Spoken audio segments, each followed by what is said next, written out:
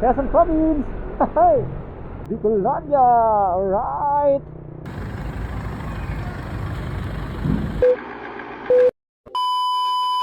Eto na naman tayo mga koys. Pabiyahe tayo mga koys ng... Pumunta tayo ngayon mga koys sa Masbate. 5 days tayo doon. Pumotor lang tayo, sasakay tayo sa barko. So ayun mga koys, magpapagas muna tayo. So sana walang traffic at sana hindi umulan. Medyo kulimlim yung ulan mga koys. Yun, kuha na naman natin ang biyaheng medyo may kalayuan. Masbate, tawid dagat to mga koys. Lampas Bicol to. So Bicol pa naman yung Masbate, pero tawid dagat nga lang siya. So samahan nyo ako sa paglalakbay na to. Hindi ko ito mga koys, aqua shoes tsaka kapote lang dala ko. So mahaba-habang paglalakbay na naman to. Sana gabayan tayo ni Lord. So ayun mga koys, palis na tayo. Dito na tayo ngayon sa may EDSA mga koys. Yo, makulimlim talaga. Sana hindi tayo ulanin. Balitaan ko kayo mga koys pag nandun ako sa may arko ng Bicolandia. Doon ako mag-stop over kasi wala akong extra battery. Kaya doon ako mag-ano sa inyo, mag-update sa inyo. So let's go. Yun o, umikulog o.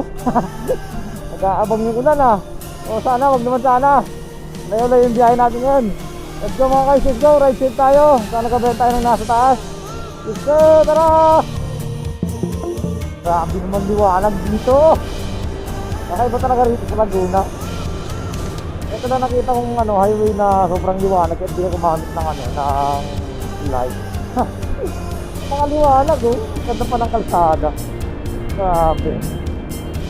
Galing. Sana all. Welcome to Quezon Province. Alauna ng madaling araw mga koy. Quezon Province. Bypass papunta rin sa kabila. So dito daan-daan lang tayo kasi narito maraming truck na rito. Kailangan mag-iingat talaga. Yun, papuntang Batangas ngayon mga koy. Mga koy, pag naka 3 hours na tayo, saka tayo hinto, magpapahinga tayo o magkakapi tayo. Alauna na, saktong alauna. Ayan 12:57. Dito na tayo sa Quezon Province. 2 hours natin binahe sa Quezon Province. Let's go mga guys. Let's go, Lucena. Dito na tayo guys sa Lucena guys. Naka 2 oras may kalahati na tayo. So ilang oras pa. Ilang oras pa yung baway-bay natin mga koys. Buti hindi pa ako dinadalaw ng antok. So ingat lang kasi malapit na tayo sa maraming lubak. Pag nakarating na tayo sa may Tamugod, doon na simula na ng natin pag-iingat sa lubak. Kaya hinto na rin tayo. Let's go mga koys, let's go. So ayun mga koys, katapos ko lang magkape. Nagkape ako rito sa Lucena, dito sa sa Fiesta Mill. Dito sa pinsan ko, pero wala yung pinsan ko, tulog ata, hindi ko na hinanap. So nagkape lang ako mga koys. Sa mga bumabiyahe ng pauwi ng Bicol, nag-rides ng Bicol, pwede kayong kumain dito mga koys. Lucena, dito lang yan sa may tapat ng Petron. Ayan bus stop. Pwede rin kayo kumain dito. Okay dito yung mga pagkain mga koys. Babanat na ulit tayo. Babiyahe na ulit tayo kasi medyo malayo-layo talaga yung biyahe ko ngayon. Theodoran mga koys, biyahe na tayo. Sana ingatan tayo ng nasa taas. Let's go mga koys. A few moments later. So ayun mga koys, nandito na tayo ngayon sa Bituka Manok. Hindi na tayo tadaan sa Bituka Manok mga koys. Hindi na tayo hinto, diretso na tayo. At sana hindi mamatay yung ilaw natin. So eto na tayo sa Bituka Manok mga koys. Let's go! Yun yes sir. Grabe, madilim lang dito, madilim pag parte din sa unahan. So, dito mga koys, ingat lang tayo pagkagabi kasi medyo matarik dito. Tingnan nyo naman napakadilim. Sobrang dilim dito mga koys. Maraming dumadaan dito mga koys. Ganito kadilim mga koys sa Bituka Manok. Yan makita nyo naman yan pag walang ilaw.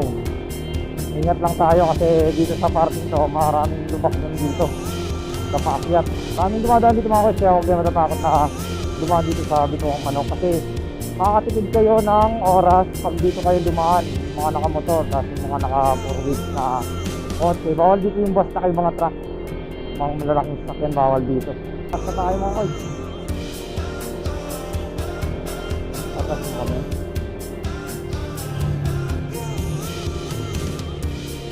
Yan o, naitay tayo. Let's go, let's go. So dito pwede mong kainin yung kabilang linya para hindi ka ma-short. Yan. Yun o, pwede. Ganyan kataas yung mga koy. Aray ko, kita nyo naman. Pero mas maganda rito mga koy kasi pag dumaan ka rito sa Bituang Manok, pag dumaan ka rito mga koy, malaki matitipid mong oras eh. Alam mo bakit? Kasi pag dun ka sa baba dumaan, mga ano dun, mga siguro 45 minutes ang kakainin mo pag dun ka sa baba dumaan. Dito naman, yan, pag dito ka dumaan, makakatipid ka ng 45 minutes ng biyahe. Pag dito ka dumaan sa Bituang Manok, pag dun ka naman sa baba, another 45 minutes ka. O depende sa matakbo mo, baka isang oras pa nga eh. Ayun mga koy, bababa na ako. Papatayin ko muna tong camera kasi nalobat na ako. So ayun mga koy, update ko na lang kayo ulit pagka na ako sa may at ng Bicolandia. So right it sa ating lahat. Kailangan na natin seryosohin yung pagmumotor. Dapat tayo sa kalahati mga koy. So let's go, let's go. 1 hour later. So ayun mga koy, dito na tayo ngayon sa Calawag, Quezon. Anong oras na? Saktong 4 mga koy. Simula Lucena hanggang Calawag, Quezon. Ang dami nagpapahinga, ang dami nagpa-power nap mga koy. Dito ako ngayon sa may 7-Eleven, sa may Caltex. Ayan o. Grabe. Pahinga muna, pahinga. A few moments later. Umaga na mga koy. Alas 5 na mga koy. So malapit na tayo. Dito na tayo sa may arko ng probinsya. Grabe to. Malayo pa yung babiyahin natin. Malayo pa yung babiyahin natin mga koy. Ay, umaga na. Thank you Lord. Liwanag na. Okay, welcome to Bicolandia. Hindi na tayo hinto. Yes sir, Bicolandia. Alright. Okay mga koy. Nandito na tayo sa Bicolandia. Nandito na tayo sa Bicolandia mga koy. Kailangan na natin mag-gas. Magagas tayo dun sa may Tabugon. Dun sa unahan. Yung Tabugon mga koy. Yung diretso na yan, yung straight na to, papuntang Camarines Norte yan. Tapos dito naman papuntang Bicol. Yan. Papuntang ang ano niyan, ang hangganan niyan ay Sipukot. Yan. Kung mapapansin nyo. Ito, tatandaan nyo palagi ito sa mga hindi pa umuwi ng Bicol yan. Matnog, Legazpi, dun Dait. Yung diretso na yon. So, syempre, magpapagas muna tayo. Papagas muna tayo dito mga koy. So ayun mga koys, palis na tayo. Nagpagas lang tayo. So ito mga koys, itong daan na to, estimated dito na oras na pabiyahin mo papuntang Sipukot. Siguro mga 2 to 3 hours. Depende sa patakbo. Straight, ano na to, diretso na to, straight na to hanggang dun. Ang tagos mo nito, yung crossing, papuntang Dait naman, tapos papuntang Sipukot. Yun, Sipukot na yun, yung pinakang dulo nito. Tapos papunta na yun sa Legazpi. Tapos lahat, Legazpi, Sorsogon, Albay. Yan, diretso na yon, diretso na to. So ayun mga koys, papatayin ko muna tong camera ko. Dun ko na lang ulit bubuhayin to pag nandun ako sa may shortcutan natin na daan na bypass. So papatayin ko muna to para hindi malobat. At tinitipid ko talaga para patay yung camera natin kasi wala tayong reserba. So let's go mga koys. Inubagan na, ganda oh. Napakaganda ng tanawin. Tingnan nyo oh, grabe. Ayun oh, ganda. Ayun oh, grabe. Sunrise. Kapit na tayo sa Sipukot. Yan, so balitaan ko lang pag nandun na. Baka malubat na tong camera ko. Wala na akong pambablog mamaya sa barko. So let's go. Ay, sa wakas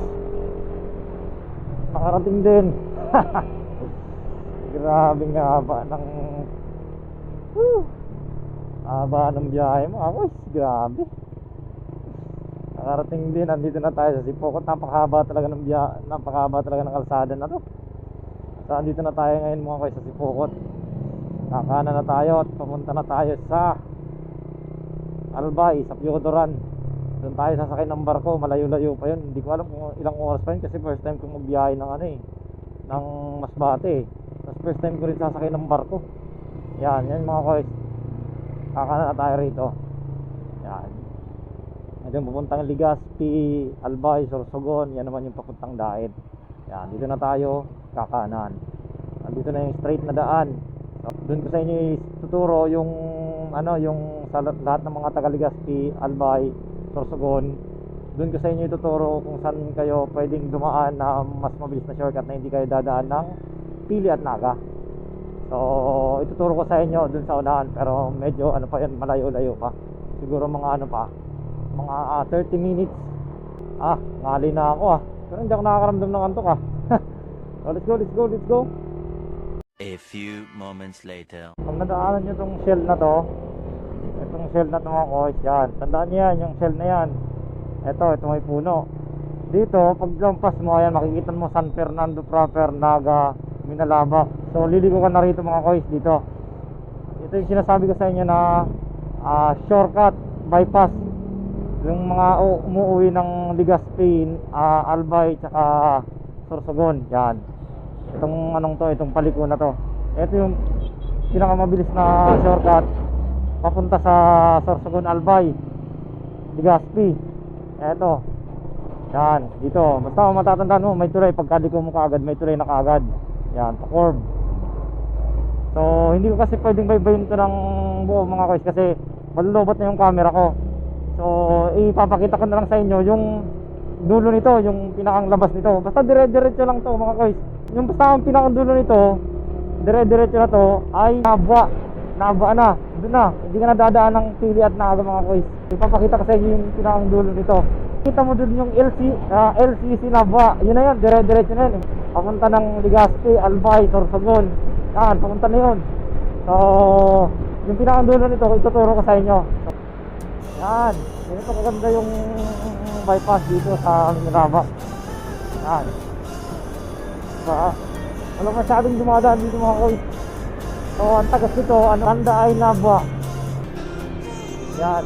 Kasi ito mga koy, pag nadaanan nyo to, yan. Yan ang palatandaan na yan. Pag nadaanan nyo to, huwag kayong liliko, huwag kayong kakanong, huwag kayong sa kaliwa. Diretso lang nito. Yan. Yan, dito tayo.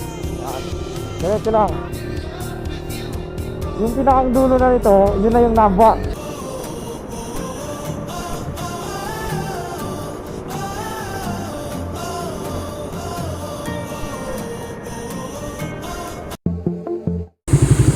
So ayan mga boys, ito yung kanto na to, yung Jude College to.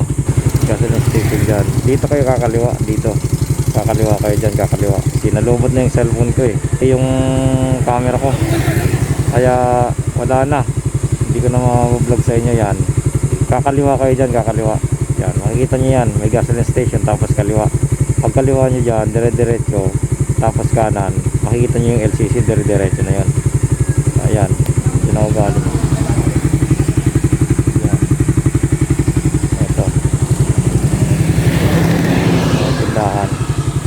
Kakaliwa ka dyan.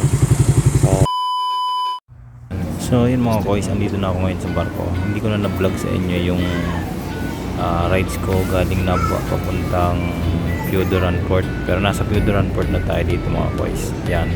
Hindi ko na sa inyo na vlog yung daanan galing sa Nabwa papuntang Piodoran Port, papunta rito sa port na to. So nandito ako ngayon sa barko. So silipin natin si FI kung anong kalagayan niya. Yan, buksan natin. Nasa baba yung mga yung sasakyan. So sisilipin natin. Andito na ako ngayon sa may Piodoran Port mga boys. Yan, dito ako ngayon sa barko. Sobrang pagod mga boys. Bababa tayo. Sisilipin natin si F5 kung anong kalagayan niya at kung nakatali na nga ba. Baba tayo. Yan, nakapuno pa nila mga boys. Masyado pang maluwag. So 10:30 pa lang. Baka di ko alam kung anong oras ko paalis to. So andito si F5. Tingnan natin kung anong kalagayan ni F5. Yan. Ayun, nakatali naman. Okay naman yung pagkatali. Grabe kahit pa paano makapagpahinga siya. Makapagpahinga yung makina ni F5. Yan. Hinalian nila dito sa may gilid. So ayun. So ayun mga guys, pabalik na ako. Magpapahinga muna ako. I-edit lang muna ako kahit konti. Siguro mga 30 minutes. Ayan. Medyo hindi ako nakapag-video ng maayos dito kasi marami ng tao. So pahinga muna ako dito mga guys. Ayan. Pahinga muna tayo dito. Against the light. Dito. Yan, Piodoran Port mga guys. Andito tayo ngayon sa Piodoran Port. So ayun mga guys, paalis na yung barko. Yan. Grabe, konti lang yung mga pasahero mga guys. Yan. Kakaalis lang yun ng barko. Papunta na kami na ng Masbate City, Masbate Port. Medyo mabagal yung barkong nasakyan namin, pero okay lang, at least safe to safe. Ayun, paalis na kami mga koys, malapit na. Hindi ko alam kung ilang oras yung biyahe rito eh. Sabi nila 4 to 3 hours daw, depende sa takbo ng barko. Siguro abutin kami ng 4 na oras kasi sakto lang yung takbo ng barko. Yan o, ganda. First time ko sumakay ng barko, pero sanay ako sa dagat mga koys kasi lumaki tayo sa tabing dagat. 2,000 years later.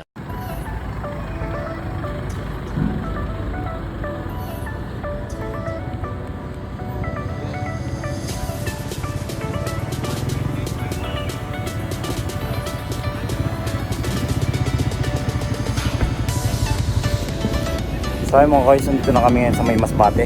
Yan, kakarating lang namin. Masbate Port. Yan. Nakababa lang. Ayun si F5. Diyan kami sa barko na yan sumakay. So paalis na kami. Let's go. So ayun mga guys, paalis na kami dito sa may port ng Masbate City. So ganito pala yung pakiramdam pag nasa nasa isla ka na ng ng patutunguhan mo, pero medyo malayo pa daw ang aming babiyay. Mga nasa 2 oras or 2 oras na kalahati mga boys. Nandito yan sa Masbate City mga boys. Okay na rin dito, marami na rin tao dito sa Masbate City. Yan, shoutout sa lahat ng mga Masbateños, lalong lalo na rito sa nadaanan ko. Yan, marami na rin yung tao dito mga boys. Yan o, daming tricycle, marami na rin mga nagpapatayong building dito kahit nasa gitna tong isla na to eh, itong Masbate na to eh. So yun mga boys, paalis na kami at magpapagas muna ako kasi para isahang na lang kami, isahang biyahe na lang kami. Ayun, tingnan nyo, marami na. Akala ko dati iniisip ko walang masyadong tao rito sa Masbate kasi isla nga siya, pero dito Masbate City marami na rin pala. Yun, tingnan nyo.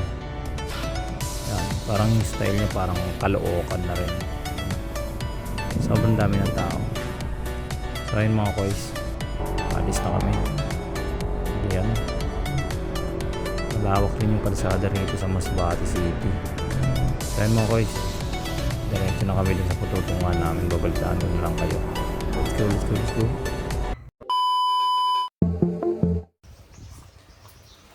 So good morning guys. Pating ko lang kagabi. So ngayon lang ako nakapag video kasi sobrang pagod ko kagabi. Anong oras na ako nakarating? Mga 7, mga ganun, 7 ng gabi. So hindi na ako nakapag video. So kakagising ko lang. Hindi ko na na-videoan yung kalsada sa papunta rito, pero maganda kagabi. lobat na yung cellphone ko, lobat na rin yung camera. Maganda yung kalsada rito kaso may part na sobrang dilim talaga ng mga ano niya, mga daanan. Sobrang lawak ng kalsada rito, lalo na dun sa may Katayngan ba yun? So shout out sa lahat ng mga taga Katayngan tsaka dito sa Kagbatang, Barangay Kagbatang. Mababait ng tao rito guys. So mamaya mahuhugasan ko muna si Epay. So pagod pa kahit si Epay, pagod na pagod din. Andito si Epay guys, papakita ko sa inyo. Makalak.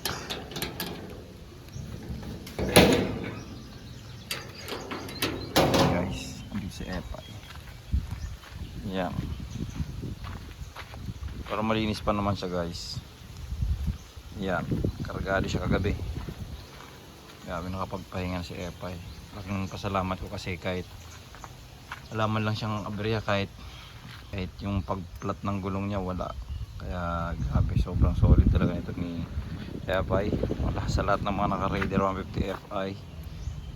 Hindi kayo nagsisi na Raider yung binili nyo. So andito tayo ngayon sa Masbate guys. Masbate, Barangay Kagbatang.